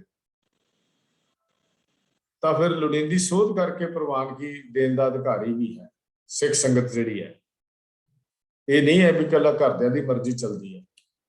ਜੇ ਗੁਰਮਤਿ ਅਨੁਸਾਰ ਜਿਹੜਾ ਨਾ ਹੋਵੇ, ਸਿੱਖ ਸੱਭਿਆਚਾਰ ਮੁਤਾਬਕ ਨਾ ਹੋਵੇ ਤਾਂ ਫਿਰ ਉਹਦੇ 'ਚ ਲੋੜੀਂਦੀ ਸੋਧ ਵੀ ਕੀਤੀ ਸੰਗਤ ਕਰ ਸਕਦੀ ਹੈ ਉਸੇ ਵੇਲੇ ਵੀ ਨਹੀਂ ਇਹ ਨਾਮ ਸਿੱਖ ਸੱਭਿਆਚਾਰ ਮੁਤਾਬਕ ਨਹੀਂ ਹੈ। ਤੋ ਜਿਵੇਂ ਇੱਥੇ ਅਸੀਂ ਪਿੱਛੇ ਜੇ ਇੱਕ ਵਿਚਾਰ ਕੀਤੀ ਸੀ ਵੀ ਲੜਕੇ ਲੜਕੀਆਂ ਦੇ ਜਮਾਂਦਰੂ ਕੇਸਾਂ ਦੀ ਸੰਭਾਲ ਹੋਣੀ ਚਾਹੀਦੀ ਹੈ, ਕੇਸ ਉਹੀ ਰੱਖੇ, ਨਾਮ ਸਿੰਘ ਰੱਖੇ, ਇਸੇ ਤਰ੍ਹਾਂ ਵੀ ਕੇਸਾਂ ਦੀ ਬੇਦਬੀ ਨਾ ਕਰੇ। ਬਿਲਕੁਲ ਇਸੇ ਤਰ੍ਹਾਂ ਹੀ ਇਸ ਨਿਯਮ ਦੇ ਵਿੱਚ ਵੀ ਅਸੀਂ ਜੇ ਰਿਜ਼ਲਟ ਤੇ ਅਸੀਂ ਇਹ ਪਹੁੰਚਦੇ ਹਾਂ ਕਿ ਗੁਰਸਿੱਖ ਮਾਪੇ ਨਵ ਜਨਮੇ ਬੱਚੇ ਨੂੰ ਸ੍ਰੀ ਗੁਰੂ ਗ੍ਰੰਥ ਸਾਹਿਬ ਦੀ ਹਜ਼ੂਰੀ 'ਚ ਲਿਆ ਕੇ ਮੱਥਾ ਟਿਕਾਉਣ ਦਾ ਭਾਵ ਅਰਪਣ ਕਰਨਾ ਹੈ ਤੇ ਸ੍ਰੀ ਗੁਰੂ ਗ੍ਰੰਥ ਸਾਹਿਬ ਜੀ ਦੇ ਹੁਕਮ ਅਨੁਸਾਰ ਬੱਚੇ ਦਾ ਨਾਮ ਤਜਵੀਜ਼ ਕਰਕੇ ਸੰਗਤ ਰੂਪ ਵਿੱਚ ਪੰਥ ਦੀ ਪ੍ਰਵਾਨਗੀ ਲੈਂਦੇ ਹਨ ਤੇ ਬੱਚੇ ਨੂੰ ਕੇਸਾਧਾਰੀ ਰੱਖਣ ਦਾ ਵਚਨ ਦਿੰਦੇ ਹਨ।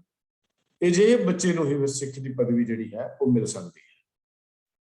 ਜੇ ਬੱਚੇ ਨੂੰ ਹੀ ਜਿਹੜਾ ਸਰੂਪ ਜਿਹੜਾ ਹੈ ਸਿੱਖੀ ਮਰਿਆਦਾ ਮੁਤਾਬਕ ਹੋਵੇ ਉਹਨੂੰ ਹੀ ਸਿੱਖ ਦੀ ਪਦਵੀ ਜਿਹੜੀ ਹੈ ਦਿੱਤੀ ਜਾਂਦੀ ਹੈ। ਇਹ ਨਹੀਂ ਵੀ ਜਿਹੜਾ ਘਰ ਸਿੱਖ ਦੇ ਘਰ 'ਚ ਜਨਮ ਹੋ ਗਿਆ ਉਹ ਸਿੱਖ ਹੀ ਹੈ, ਭਾਵੇਂ ਉਹ ਕੇਸ ਕੱਟ ਲਵੇ ਜਾਂ ਰੱਖ ਲਵੇ, ਨਸ਼ੇ ਵਰਤ ਲਵੇ ਜਾਂ ਨਸ਼ੇ ਛੱਡ ਦੇਵੇ, ਸਾਡੀ ਮਰਜ਼ੀ ਨਹੀਂ ਚੱਲਦੀ। ਸਾਡੇ ਗੁਰੂ ਦੀ ਮਰਜ਼ੀ ਹੈ ਜੋ ਸਰੂਪ ਜੋ ਕੇਸਾਧਾਰੀ ਸਰੂਪ 'ਚ ਪਿਛਲੀ ਮਤ ਸੰਬੰਧ ਰੱਖਦੀ ਹੈ ਜਿੱਥੇ ਲਿਖਿਆ ਹੋਇਆ ਸੀ ਕਿ ਕੇਸ ਉਹੀ ਰੱਖੇ, ਨਾਮ ਸਿੰਘ ਰੱਖੇ, ਭਾਵ ਉਹੀ ਰੱਖੇ ਦਾ ਮਤਲਬ ਜਮਾਂਦਰੂ ਤੋਂ ਹੀ ਜਨਮ ਤੋਂ ਹੀ ਕੇਸਾਂ ਦੀ ਬੇਦਬੀ ਨਾ ਕਰੇ। ਇਸ ਵਾਸਤੇ ਸਿੱਖ ਦੇ ਜਿਹੜਾ ਨਾਮ ਹੈ ਇਹ ਛੋਟਾ ਨਾਮ ਨਹੀਂ, ਬੜੇ ਵੱਡੇ ਨਾਮ ਨਾਲ ਜਾਣਿਆ ਜਾਂਦਾ ਹੈ। ਇੱਕ ਹੋਰ ਇੱਥੇ ਗੱਲ ਕਰ ਦਈਏ ਵੀ ਸਿੱਖ ਰਹਿਤ ਮਰਿਆਦਾ ਦੇ ਵਿੱਚ ਗਰਭ ਧਾਰਨ ਸੰਸਕਾਰ ਜਾਂ ਗੋਦ ਭਰਾਈ ਜਾਂ ਕੇਸ ਗੁੰਦਨ ਸੰਸਕਾਰ ਕੋਈ ਮਰਿਆਦਾ ਨਹੀਂ ਹੈ। ना ही भद्दड़ करने की कोई मर्यादा है, ना ही केस गुंदन का कोई संस्कार है, ना ही कोई गोद भराई का संस्कार है। अजकल बड़ा रिवाज चलिया होया, खास करके फॉरन दे विच तां बहुत ही ज़्यादा रिवाज है, क्योंकि मैं थोड़ी देर हुण रह के आया तो थोड़ी जी मैनूं भी समझ आनी शुरू हुई है उत्थे कल्चर की है। उत्थे भी एक रस्म जिहड़ी है चलदी है, उहनूं दूजे पंजाबी च गोद भराई लफ्ज़ असीं कह सकदे हां। ते गुरमत विच इहो जी कोई होर रस्म रीति करन दी कोई मर्यादा जिहड़ी है नहीं दित्ती गई, और ना ही मर्यादा जिहड़ी है। ਹੁਣ ਇੱਥੇ ਗੱਲ ਸਪਸ਼ਟ ਹੋ ਗਈ, ਫਿਰ ਇੱਕ ਵਾਰੀ ਦੁਬਾਰਾ ਦੁਹਰਾ ਰਿਹਾ ਕਿ ਸਾਨੂੰ ਬੱਚੇ, ਕਿਉਂਕਿ ਅਸੀਂ ਗ੍ਰਸਤੀਆਂ, ਸਾਡੇ ਘਰ ਵਿੱਚ ਬੱਚਿਆਂ ਦੇ ਜਨਮ ਹੋ ਚੁੱਕੇ ਹਨ, ਅਗਰ ਸਾਡੇ ਬੱਚਿਆਂ ਦੇ ਘਰਾਂ ਵਿੱਚ ਬੱਚਿਆਂ ਦੇ ਜਨਮ ਹੋ ਰਹੇ ਹਨ, ਉਹਨਾਂ ਨੂੰ ਇਹ ਗੱਲ ਪੜ੍ਹਾ ਦੇਣੀ ਚਾਹੀਦੀ ਹੈ, ਪੱਕੀ ਕਰ ਦੇਣੀ ਚਾਹੀਦੀ ਹੈ ਕਿ ਸਿੱਖ ਦੇ ਘਰ ਬਾਲਕ ਦਾ ਜਨਮ ਹੋਣ ਮਗਰੋਂ ਮਾਤਾ ਜਦ ਉੱਠਣ ਬੈਠਣ ਤੇ ਇਸ਼ਨਾਨ ਕਰਨ ਦੇ ਯੋਗ ਹੋ ਜਾਏ, ਦਿਨਾਂ ਦੀ ਕੋਈ ਗਿਣਤੀ ਮੁਕਰਰ ਨਹੀਂ। ਇੱਥੇ 40 ਦਿਨ ਵੜਨ ਨਹੀਂ ਦੇਣਾ, 40 ਦਿਨ ਨੂੰ ਘਰੋਂ ਪੈਰ ਨਹੀਂ ਪੁੱਟਣ ਦੇਣਾ, 40 ਦਿਨ ਨੂੰ ਚੌਂਕੇ ਨਹੀਂ ਜਾਣ ਦੇਣਾ, ਕਿਉਂਕਿ ਉਹਨਾਂ ਦੇ ਅਗਲੀ ਪੰਕਤੀ 'ਚ ਅਗਲੇ ਮੱਧ 'ਚ ਆ ਜਾਏਗਾ ਸਾਰਾ ਕੁਛ, ਉਹਦਾ ਜ਼ਿਕਰ ਅਸੀਂ ਕਰਾਂਗੇ। ਸਿੱਖੀ ਵਿੱਚ ਕੋਈ ਰਿਵਾਇਤ ਹੈ ਹੀ ਨਹੀਂ ਹੈ। 3 ਚੀਜ਼ਾਂ ਰੱਖੀਆਂ, ਜਦ ਮਾਤਾ ਉੱਠਣ ਬੈਠਣ ਅਤੇ ਇਸ਼ਨਾਨ ਕਰਨ ਯੋਗ ਹੋ ਜਾਏ। ਤਾਂ ਇੱਥੇ ਜਿਹੜੀ ਹੈ ਇਹ ਬੜੀ ਸਪਸ਼ਟ ਗੱਲ ਲਿਖੀ ਹੈ, ਇਸ਼ਨਾਨ ਕਰਨ ਯੋਗ ਹੋ ਜਾਏ, ਉੱਠਣ ਬੈਠਣ ਤੇ ਇਸ਼ਨਾਨ ਕਰਨ ਯੋਗ ਹੋ ਜਾਏ, ਤੇ ਦਿਨਾਂ ਦੀ ਕੋਈ ਗਿਣਤੀ ਮੁਕਰਰ ਨਹੀਂ ਹੈ, ਦਿਨਾਂ ਦੀ ਕੋਈ ਗਿਣਤੀ ਮੁਕਰਰ ਨਹੀਂ। ਹੁਣ ਕਈ ਵਾਰੀ ਇੱਥੇ ਪ੍ਰੋਬਲਮ ਕੀ ਆਉਂਦੀ ਹੈ, ਇੱਕ ਬੜੀ ਵੱਡੀ ਪ੍ਰੋਬਲਮ ਫੋਰਨ ਦੇ ਵਿੱਚ, ਫੋਰਨ ਕੰਟਰੀਜ਼ ਵਿੱਚ ਆਉਂਦੀ ਹੈ ਕਿ ਬੱਚੇ ਦਾ ਨਾਮ ਦੂਜੇ 2 ਜਾਂ 3 ਦਿਨਾਂ ਦੇ ਵਿੱਚ ਰੱਖਣਾ ਪੈਂਦਾ ਹੈ, ਕਿਉਂਕਿ ਹਸਪੀਟਲ ਤੋਂ ਛੁੱਟੀ ਜਾਂ ਉਹਨਾਂ ਦਾ ਬਰਥ ਸਰਟੀਫਿਕੇਟ ਤਾਂ ਹੀ ਬਣਦਾ ਹੈ ਜੇ ਬੱਚੇ ਦਾ ਨਾਮ ਜਿਹੜਾ ਉਹਨਾਂ ਨੂੰ ਦੱਸਿਆ ਜਾਵੇ। ਜੇ ਬੱਚੇ ਦਾ ਨਾਮ ਨਾ ਦੱਸਿਆ ਜਾਵੇ ਤਾਂ ਫਿਰ ਸਰਟੀਫਿਕੇਟ, ਬਰਥ ਸਰਟੀਫਿਕੇਟ ਬਣਦਾ ਨਹੀਂ, ਤੇ ਹਸਪੀਟਲ ਤੋਂ ਛੁੱਟੀ ਲੈਣੀ ਵੀ ਕਠਿਨ ਜਿਹੀ ਹੋ ਜਾਂਦੀ। ਇਹ ਫਿਰ ਸਾਨੂੰ ਪਹਿਲਾਂ ਹੀ ਸੋਚ ਲੈਣਾ ਚਾਹੀਦਾ ਕਿ ਨੇੜੇ ਗੁਰਦੁਆਰਾ ਸਾਹਿਬ ਜੋ ਵੀ ਹੈ, ਜਦੋਂ ਬੱਚੇ ਦਾ ਜਨਮ ਹੋਵੇ ਸਾਨੂੰ ਜਾ ਕੇ, ਔਰ ਮਾਂ ਨਹੀਂ ਵੀ ਜਾ ਸਕਦੀ ਤਾਂ ਕੋਈ ਪ੍ਰੋਬਲਮ ਨਹੀਂ, ਰਿਸ਼ਤੇਦਾਰ ਸੰਬੰਧੀ ਜਾ ਸਕਦੇ ਹਨ, ਮਾਤਾ ਪਿਤਾ ਕੋਲ ਪਹਿਲਾਂ ਹੀ ਪ੍ਰਵਾਨਗੀ ਜਿਹੜੀ ਹੈ ਉਹ ਪੁੱਛ ਲਿਆ ਜਾਵੇ ਵੀ ਜੇ ਜਿਹੜਾ ਅੱਖਰ ਆਉਂਦਾ ਸਾਨੂੰ ਦੱਸ ਦਿਓ, ਜੇ ਸਿੱਖੀ ਮੁਤਾਬਕ ਹੋਵੇ ਤਾਂ ਉਹਦਾ ਨਾਮ ਜਿਹੜਾ ਰੱਖ ਦਿੱਤਾ ਜਾਵੇ। ਤਾਂ ਬਿਲਕੁਲ ਇਸੇ ਢੰਗ ਦੇ ਨਾਲ ਹੀ ਸਾਨੂੰ ਇਹ ਮਾਤਾ ਪਿਤਾ ਨੂੰ ਇਹ ਪ੍ਰਬੰਧ ਪਹਿਲਾਂ ਕਰ ਲੈਣਾ ਚਾਹੀਦਾ, ਤਦ ਕਿ ਅਸੀਂ ਐਵੇਂ ਛੋਟੇ ਛੋਟੇ ਕੱਚੇ ਪਿੱਲੇ ਨਾ ਰੱਖ ਕੇ ਬੱਚੇ ਦਾ ਬਰਥ ਸਰਟੀਫਿਕੇਟ ਨਾ ਬਣਵਾਈਏ। ਖਾਸ ਕਰਕੇ ਫੋਰਨ ਦੇ ਵਿੱਚ ਤਾਂ ਇਹ ਸਾਨੂੰ ਥੋੜ੍ਹੀ ਜਿਹੀ ਸਮੱਸਿਆ ਉੱਥੇ ਲੋਕਾਂ ਨੂੰ ਆਉਂਦੀ ਵੀ ਹੈ, ਕਿ ਗੁਰਦੁਆਰੇ ਕਿ ਦੂਰ ਵੀ ਹੁੰਦੇ ਹਨ, ਕਈ 40 ਮੀਲ ਤੇ ਵੀ ਕਈ ਜਗ੍ਹਾ ਤੋਂ ਗੁਰਦੁਆਰੇ ਹਨ, ਤਾਂ ਜਿੱਥੇ ਫਿਰ ਗੁਰਦੁਆਰਾ ਨਾ ਹੋਵੇ ਤਾਂ ਫਿਰ ਆਪਣੇ ਸੰਬੰਧੀ ਜਾਂ ਸੱਜਣ ਮਿੱਤਰ ਤੋਂ ਦੀ ਹੈਲਪ ਲੈ ਲੈਣੀ ਚਾਹੀਦੀ ਹੈ, ਵੀ ਜਿੱਥੇ ਗੁਰਦੁਆਰਾ ਸਾਹਿਬ ਜਾਂ ਘਰ 'ਚ ਗੁਰੂ ਸਾਹਿਬ ਜੀ ਦਾ ਪ੍ਰਕਾਸ਼ ਹੈ ਤਾਂ ਉੱਥੇ ਅਰਦਾਸ ਕਰਕੇ ਅਸੀਂ ਹੁਕਮ ਲੈ ਸਕਦੇ ਹਾਂ, ਤੇ ਜਿਹੜਾ ਅੱਖਰ ਆਵੇ ਉਹ ਤੋਂ ਨਾਮ ਰੱਖ ਕੇ ਅਰਦਾਸ ਕੀਤੀ ਜਾ ਸਕਦੀ। ਇਹ ਸਾਨੂੰ ਇੰਨੀ ਢਿੱਲ ਮੱਠ ਨਹੀਂ ਹੈ ਵੀ ਅਸੀਂ ਨਾਮ ਜਿਹੜਾ ਹੈ ਉਹ ਰਿਲੇਟ ਕਰ ਦਈਏ ਤੇ ਫਿਰ ਕੱਚੇ ਕੁੱਚੇ ਨਾਂ ਲੈ ਕੇ ਸਾਰਾ ਜ਼ਿੰਦਗੀ ਬੱਚੇ ਨੂੰ ਫਿਰ ਉਸੇ ਨਾਮ ਨਾਲ ਹੀ ਬੁਲਾਈ ਜਾਏ। ਇਹ ਬਾਤ ਜਿਹੜੀ ਹੈ ਸਾਨੂੰ ਸਿੱਖ ਰਹਿਤ ਮਰਿਆਦਾ ਦੇ ਜਨਮ ਤੇ ਨਾਮ ਸੰਸਕਾਰ ਦੇ ਵਿੱਚ ਦਿੱਤੀ ਗਈ। ਅਗਲੀ ਮੱਦ ਹੈ, ਜਨਮ ਦੇ ਸੰਬੰਧ ਵਿੱਚ ਖਾਣ ਪੀਣ ਵਿੱਚ ਕੋਈ ਸੂਤਕ ਦਾ ਭਰਮ ਨਹੀਂ ਕਰਨਾ, ਕਿਉਂਕਿ ਜੰਮਣ ਮਰਨਾ ਹੁਕਮ ਹੈ, ਭਾਣੇ ਆਵੇ ਜਾਏ, ਖਾਣਾ ਪੀਣਾ ਪਵਿੱਤਰ ਹੈ, ਦਿੱਤੋਂ ਨ ਰਿਜ਼ਕ ਸੰਭਾਏ।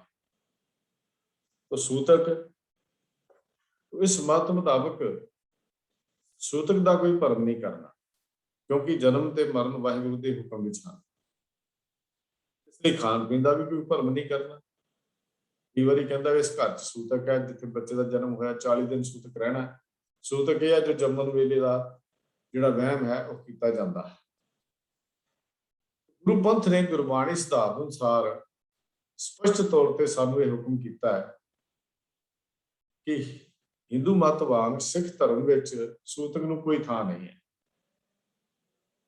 बहुत सारे लोगों को यह गल पता भी है कि उन्होंने दे शास्त्रां अनुसार बच्चे के जन्म समय ब्राह्मण के 11 दिन, खत्रियां के 13 दिन, वैश्य के 17 दिन, शूदर के 30 दिन शुद्धि रहिंदी है उन्होंने मत अनुसार। जद तक आचार्य जी जिन्हों आचार्य जी मरण वेले भी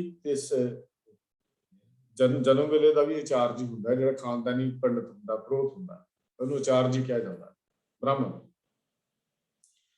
ਜਦ ਤੱਕ ਆ ਕੇ ਆਚਾਰਜੀ ਗਊ ਦੇ ਜਾਂ ਗਊ ਦੇ ਗੋਹੇ ਜਾਂ ਮੂਤਰ ਦੇ ਨਾਲ ਗੰਗਾ ਜਲ ਦੀਆਂ ਕੁਝ ਬੂੰਦਾਂ ਮਾਤਾ ਨੂੰ ਨਹੀਂ ਪਿਲਾਉਂਦੇ, ਤਦ ਤੱਕ ਮਾਤਾ ਨੂੰ ਅਪਵਿੱਤਰ ਜਾਂ ਅਸ਼ੁੱਧ ਹੀ ਮੰਨਿਆ ਜਾਂਦਾ ਹੈ ਉਸ ਮਤ, ਉਹਨਾਂ ਦੇ ਮਤ ਵਿੱਚ।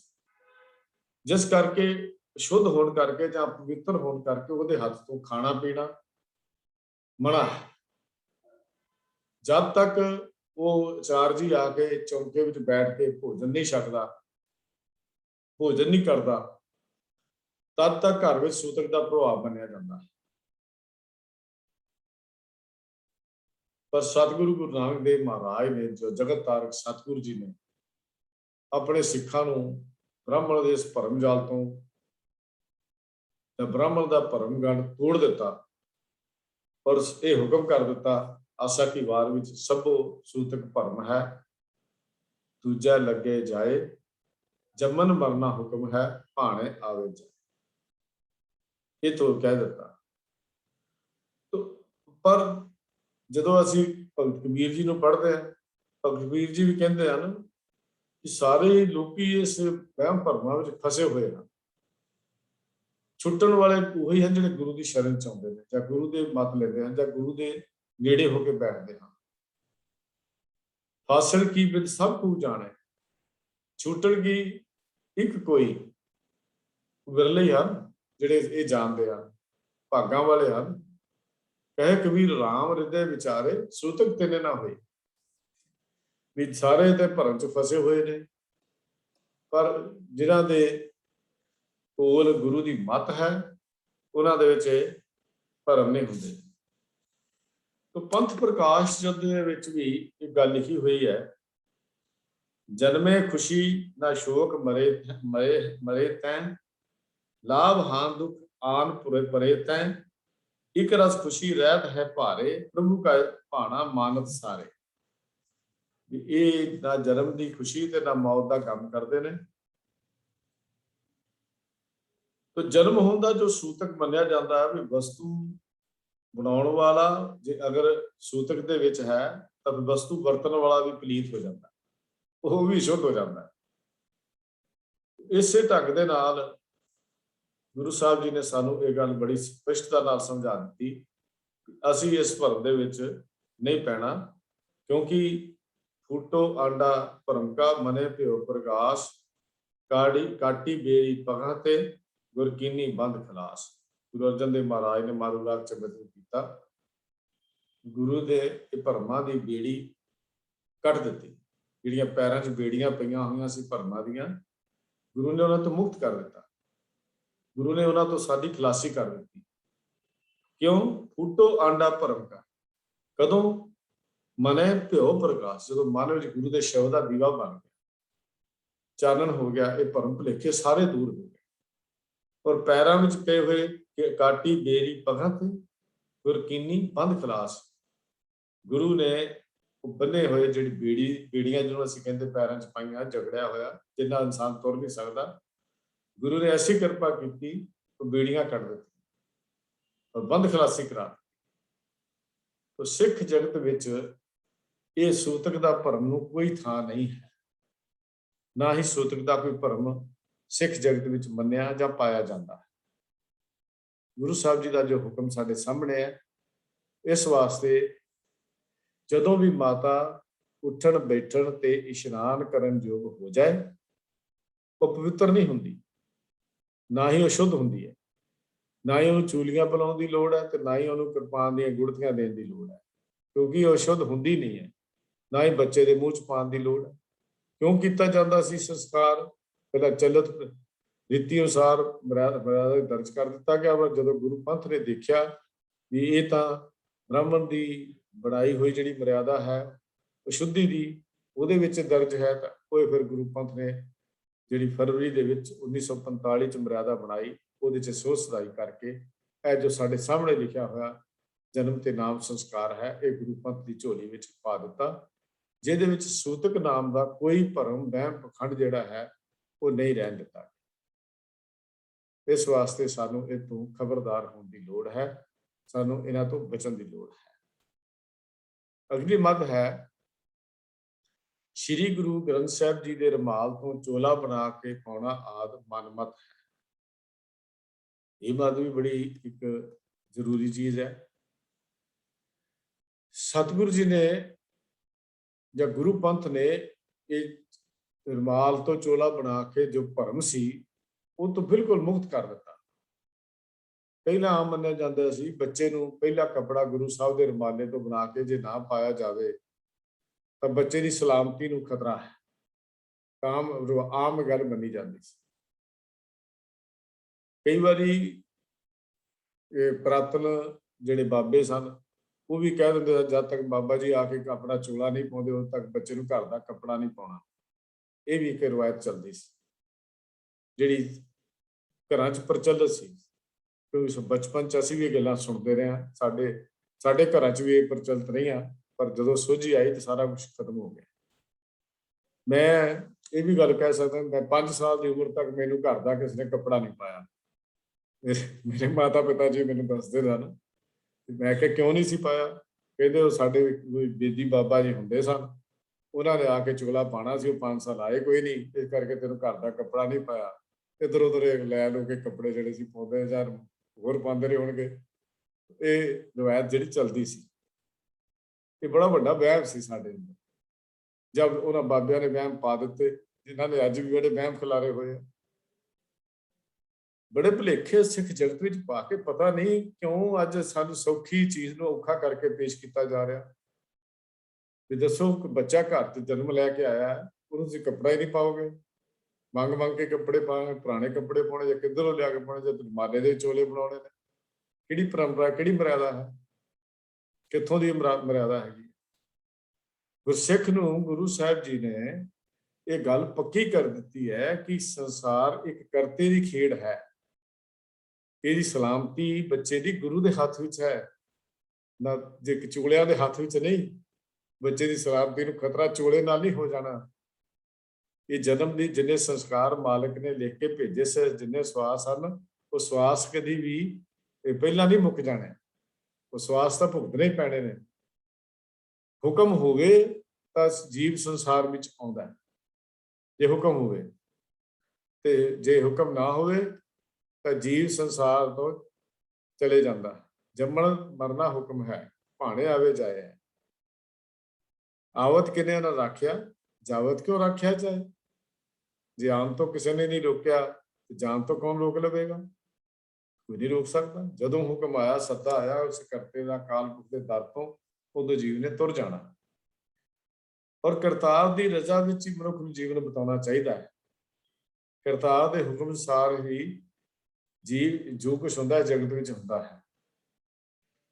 तो जिहड़ी गल कीती है, असीं पढ़दे हां जपजी साहिब दे विच, जप बाणी विच, जोर ना जीवन मरण ना जोर। किसका जोर है जन्म दे उत्ते? मरण ते किसका जोर है? फिर असीं पढ़दे हां, जिस हथ जोर कर वेख्या सोए। इसे पौड़ी ते आपां पढ़दे हां, नानक उत्तम नीच ना कोई। जिहदे हथ विच जोर है, वो सारा कुछ कर करके देखता है। तो स्पष्ट गल हो गई कि सखी रहनी का जड़ा ये अध्याय पहली मद जन्म संस्कार की अखीरली मद दे विच ये गल लिखी गई है कि श्री गुरु ग्रंथ साहिब जी तो रमाला साहब तो चोला बना के पाउण नूं मनमत कहा गया। 1936 की रात मर्यादा विच भी ये हूबहू इस तरह ही मर्यादा दर्ज सी, इहदे कोई भी तब्दीली नहीं की गई। तख्त श्री केसगढ़ साहब, तख्त श्री पटना साहब ਜਾਂ ਹੋਰ ਇਤਿਹਾਸਕ ਗੁਰਦੁਆਰਿਆਂ ਦੇ ਵਿੱਚ ਅਜੇ ਵੀ ਇਹ ਰੀਤੀ ਚੱਲਦੀ ਹੈ। ਇਹ ਵੀ ਆਪ ਜੀ ਦੇ ਗਿਆਤ ਲਈ ਦੱਸਦੇ ਹਾਂ ਕਿ ਤਖਤਾਂ ਉੱਤੇ ਵੀ ਅਜੇ ਤੱਕ ਇਹ ਗੁਰੂ ਆਸ਼ੇ ਦੇ ਉਲਟ ਗੱਲਾਂ ਕੀਤੀਆਂ ਜਾਂਦੀਆਂ ਹਨ। ਜਿੱਥੇ ਬਹੁਤ ਸਾਰੇ ਸਿੱਖ ਸ਼ਰਧਾ ਭਾਵਨਾ ਦੇ ਨਾਲ ਨਵੇਂ ਜਨਮੇ ਬੱਚੇ ਨੂੰ ਰੁਮਾਲਾ ਸਾਹਿਬ ਦਾ ਚੋਲਾ ਬਣਾ ਕੇ ਪਾਉਣ ਨੂੰ ਇੱਕ ਚੰਗੀ ਚੀਜ਼ ਸਮਝਦੇ ਹਨ। ਗੁਰੂ ਅਰਜਨ ਦੇਵ ਮਹਾਰਾਜ ਦਾ ਜਿਹੜਾ ਪਾਵਨ ਸ਼ਬਦ ਉੱਥੇ ਪੜ੍ਹ ਦਿੱਤਾ ਜਾਂਦਾ, ਪ੍ਰੇਮ ਪਟੋਲਾ ਤਾਂ ਸ਼ਾਇਦ ਦਿੱਤਾ ਢੱਕਣ ਕੂ ਪਤ ਮੇਰੀ, ਉੱਥੇ ਪੜ੍ਹ ਕੇ ਰੁਮਾਲੇ ਤੋਂ ਚੋਲਾ ਜਿਹਾ ਪਾਉਂਦੇ ਹਨ। ਉੱਥੇ ਅਜੇ ਵੀ ਰਿਵਾਜ ਚੱਲਦਾ ਹੈ। ਅਜੇ ਵੀ ਮੈਂ ਪਟਨਾ ਸਾਹਿਬ ਦੀ ਗੱਲ ਕਰ ਰਿਹਾ ਕਿਉਂਕਿ ਉੱਥੇ ਸਾਨੂੰ ਜਾਣ ਦਾ ਮੌਕਾ ਮਿਲਿਆ, ਤਾਂ ਉੱਥੇ ਇਹ ਰਵਾਇਤਾਂ ਜਿਹੜੀਆਂ ਚੱਲਦੀਆਂ ਹਨ।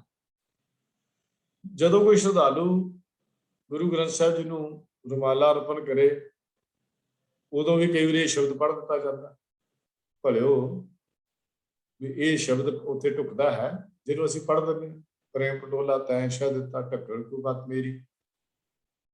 ਵੀ ਗੁਰੂ ਆ ਕਹਿੰਦਾ ਵੀ ਤੂੰ ਪਟੋਲਾ ਦਿੱਤਾ ਪ੍ਰੇਮ ਦਾ, ਮੈਨੂੰ ਮੇਰੀ ਪੱਤ ਢੱਕਣ ਦੀ। ਅਸੀਂ ਕਿਹੋ ਜਿਹੀ ਹੈਰਾਨੀ ਜਿਹੀ ਗੱਲਾਂ ਅਸੀਂ ਕਰ ਦਿੰਦੇ ਹਾਂ ਜਦੋਂ ਇਹ ਸ਼ਬਦਾਂ ਨੂੰ ਵੀ ਉੱਥੇ ਬੈਨ ਕਰ ਦਿੱਤਾ ਜਾਂਦਾ। ਤਾਂ ਅਸੀਂ ਇਹ ਗੱਲ ਨੂੰ ਬੜੇ ਸਪਸ਼ਟ ਤੌਰ ਤੇ ਸਮਝ ਲਈਏ ਵੀ ਗੁਰੂ ਗ੍ਰੰਥ ਸਾਹਿਬ ਜੀ ਦੇ ਰੁਮਾਲ ਤੋਂ ਚੋਲਾ ਪਾਉਣਾ, ਬਣਾ ਕੇ ਪਾਉਣਾ ਮਨਮਤ ਹੈ। ਇਹ ਪੰਥ ਦੀ ਮਰਿਆਦਾ ਸਾਡੇ ਸਾਹਮਣੇ ਰੱਖੀ ਗਈ ਹੈ। ਤਾਂ ਇਹਦੇ ਵਿੱਚ ਕੋਈ ਵੀ ਸਾਨੂੰ ਇਹ ਨਹੀਂ ਸੋਚਣਾ ਚਾਹੀਦਾ ਕਿ ਬੱਚੇ ਦੀ ਸਲਾਮਤੀ ਨਹੀਂ ਹੋਏਗੀ ਜਾਂ ਬੱਚੇ ਨੂੰ ਇਹ ਨਹੀਂ ਹੋਏਗਾ। ਇਹ ਸਾਨੂੰ ਆਪ ਹੀ ਇਸ ਪਾਸੇ ਧਿਆਨ ਦੀ ਲੋੜ ਹੈ, ਆਪਣਾ ਨਿਆਰਾਪਨ ਕਾਇਮ ਰੱਖਣ ਦੀ ਲੋੜ ਹੈ। ਜਨਮ ਤੇ ਨਾਮ ਸੰਸਕਾਰ ਤੋਂ ਹੀ ਸਾਡਾ ਨਿਆਰਾਪਨ ਕਾਇਮ ਜਿਹੜਾ ਹੈ ਉਹ ਡਰਾ ਰਹੇਗਾ। ਤਾਂ ਹੀ ਅਸੀਂ ਜਬ ਲਗ ਖਾਲਸਾ ਰਹੇ ਨਿਆਰਾ, ਤਬ ਲਗ ਤੇਜ ਦਿਓ ਮੈਂ ਸਾਰਾ, ਜਬ ਇਹ ਗਹੇ ਵਿਪਰਨ ਕੀ ਰੀਤ, ਮੈਂ ਨਾ ਕਰੂੰ ਇਨਕੀ ਪ੍ਰਤੀਤ ਦੀ ਗੱਲ ਤਦ ਤੱਕ, ਉਦੋਂ ਤੱਕ ਹੀ ਅਸੀਂ ਕਰ ਸਕਦੇ ਹਾਂ। ਜੇ ਅਸੀਂ ਛੱਡ ਦਿਆਂਗੇ ਆਪਣੀਆਂ ਇਹ ਮਰਿਆਦਾ ਨੂੰ, ਇਹ ਰੀਤੀਆਂ ਨੂੰ, ਤਾਂ ਫਿਰ ਸਾਡਾ ਤਾਂ ਉਹਨਾਂ 'ਚ ਕੋਈ ਫਰਕ ਨਹੀਂ ਹੈ। ਤਾਂ ਫਿਰ ਜੋ ਕੁਛ ਕੌਮ ਦੀ ਹਾਲਤ ਹੈ ਹੋਈ ਹੈ ਜਾਂ ਹੋ ਰਹੀ ਹੈ, ਇਹ ਤਾਂ ਹੀ ਹੈ ਵੀ ਅਸੀਂ ਆਪਣੀਆਂ ਪਰੰਪਰਾਵਾਂ ਤੇ ਮਰਿਆਦਾ ਨੂੰ ਹੌਲੀ ਹੌਲੀ ਕਰਕੇ ਮਿਲਗੋਭਾ ਜਿਹਾ ਕਰਕੇ ਚੱਲ ਕੀ ਫਰਕ ਪੈਂਦਾ, ਚਲੋ ਕੀ ਫਰਕ ਪੈਂਦਾ, ਚਲੋ ਕੀ ਫਰਕ ਪੈਂਦਾ, ਤੇ ਕੀ ਫਰਕ ਪੈਣ ਨੇ ਹੀ ਸਾਨੂੰ ਅੱਜ ਇੱਥੇ ਲਿਆ ਕੇ ਥੱਲੇ ਸੁੱਟ ਦਿੱਤਾ ਹੈ।